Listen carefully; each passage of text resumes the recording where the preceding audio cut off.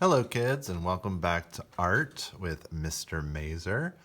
This week we are going to be creating a contour line drawing of a leaf, and then we're going to be adding some beautiful detailed patterns within that leaf.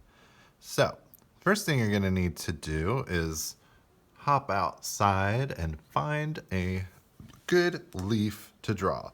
Now, I chose several here. I got these all out of the gardens here around Dealey. So, what you want to do is find one that has a shape that you like. It's interesting. You're going to want to look at the veins that are inside of it too. Now, the one that I think I'm the most interested in is this big one here. So I'm going to be drawing that leaf today. Now, one thing we are going to be doing when we draw our leaf is we are going to enlarge it.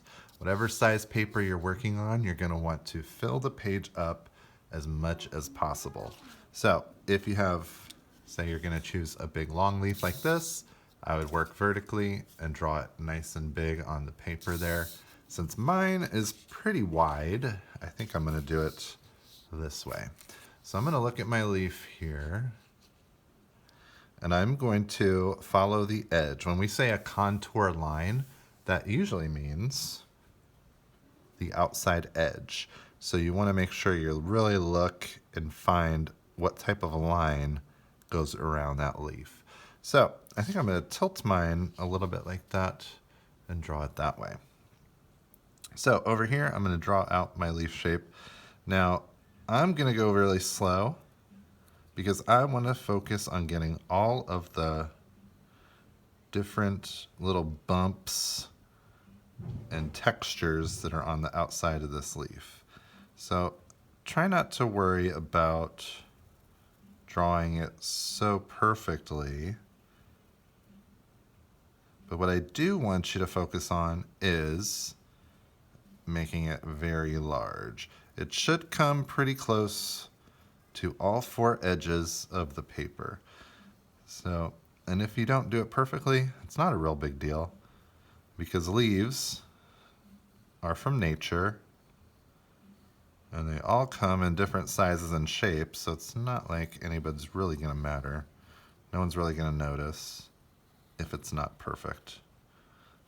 But you do want to try and be as accurate as possible. And you know, I always say when we're doing our drawings, draw it light until it's right. So you're going to add your stem in there, make it nice and big. Now I want you to pay attention and see just how big my leaf is. It comes pretty close to all four sides of the paper. Now the next thing I'm going to do is I'm going to really look at these veins that are inside the leaf. And I am going to recreate several of those. I don't have to do every single one, because if you look really close, you can see there's probably about 100 in there, but I do want to have a lot of them. So I'm going to do the same thing I did before, where I'm going to find a line and draw it slowly and as accurately as possible. Now these lines that I'm making while I draw my leaf are what an artist would call an organic line. And if you can't tell, an organic line is a type of line that you would find in nature. So organic lines could be the veins in a leaf, could be the sharp edges of a tree branch, could be a blob of water on the ground. So organic lines are any type of line you find in nature. They're generally not really straight, because you don't usually find perfectly straight lines in nature too often. So I'm just breaking off my veins here. I'm using my leaf as an example so I can be pretty accurate. And I want to draw all the way to the edges so I get all of these closed-in shapes, because those are going to be very important for the design that we're going to do next. So I'm breaking my page up. I see this one. You can see this up close. See how this vein kind of comes up and breaks off into whole different sections. So I'm going to try and recreate that now. that's pretty interesting.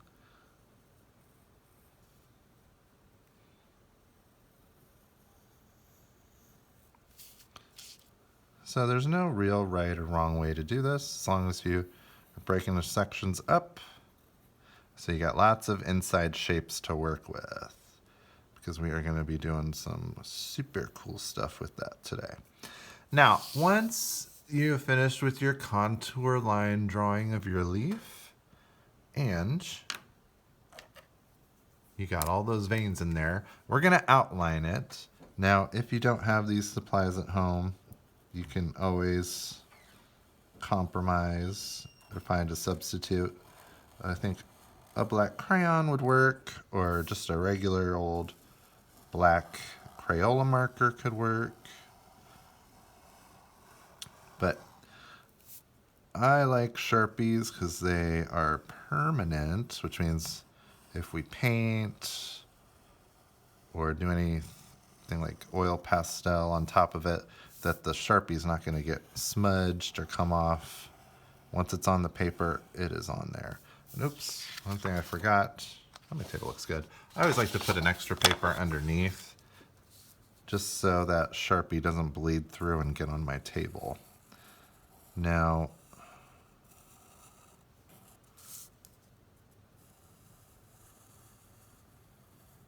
you want to make sure you're doing it nice and slow, getting right on top of those lines and creating some nice contrast. Contrast is a difference, a great difference in between two things. Could almost be opposite. Black and white always create a really nice contrast. So I'm going to outline over top of this.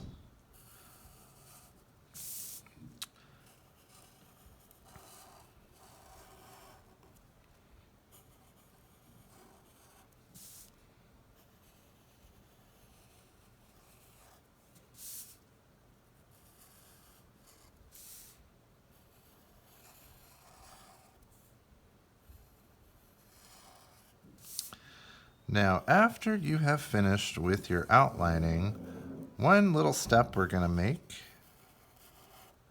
is we are going to go in and erase any pencil lines that might still be showing. So, got my eraser here. So I have pretty good aim, so I didn't really miss too many, but I can see one there that I missed, so I'm just going to clean that up. And a couple there.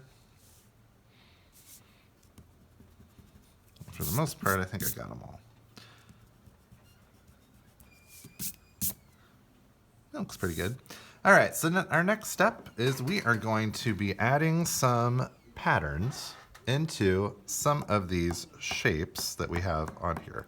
We're not going to do all of them, and say we're probably going to do maybe half or maybe less than half. Now, I've attached some examples to the assignment in Google Classroom, or you could go ahead and look up your own examples of patterns.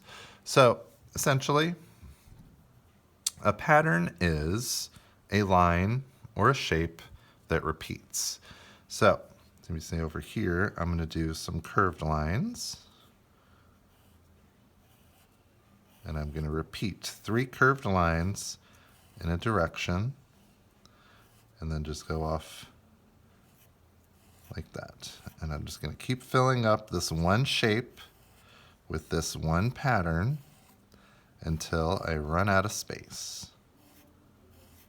And you can be as crazy with these patterns as you like. If you're really advanced and you're a really good artist and you want to do some tough patterns, you can do those. If you are going to do some tough ones, I would suggest doing it in pencil first and then going over it with a Sharpie or black, but it's your choice. I think maybe over here I'm going to do a zigzag pattern. So I'm going to use some zigzag lines and line them up right next to each other.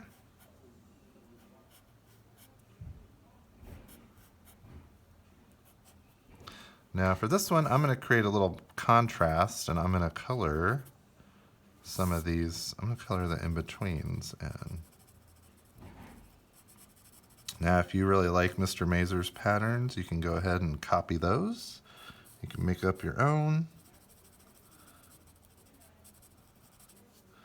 Choice is yours.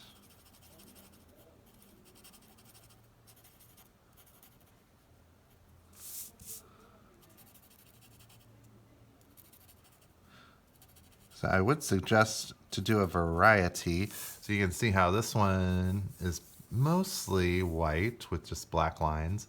But this one, I colored in some of the spaces. So the pattern becomes a little more dark. There's more contrast there. And see in this one, I'm going to do some curvy lines.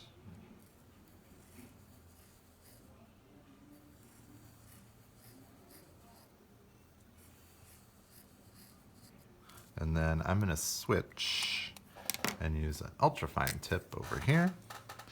And I'm going to do lines that curve this way.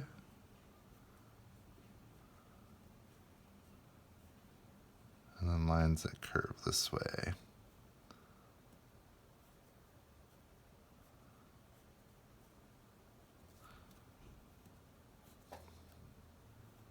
This is going to create somewhat of a optical illusion.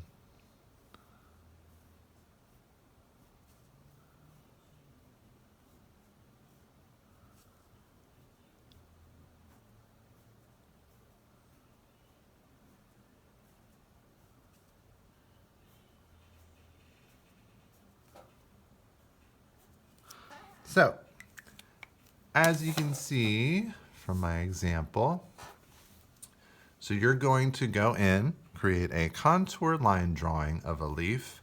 Make sure you're paying very close attention to that edge. Really look at the leaf and draw it as accurately and as close as you can. And then after you've done that, we're going to outline it with black, and then we're going to fill in less than half of these sections with line patterns. And I want you to really try to use different patterns in each one. And I want you to try a variety of different patterns. Next time in class, I'll show you how we're going to blend colors on these to make them look like beautiful autumn leaves. That's it for today. Have fun, and I'll see you next week.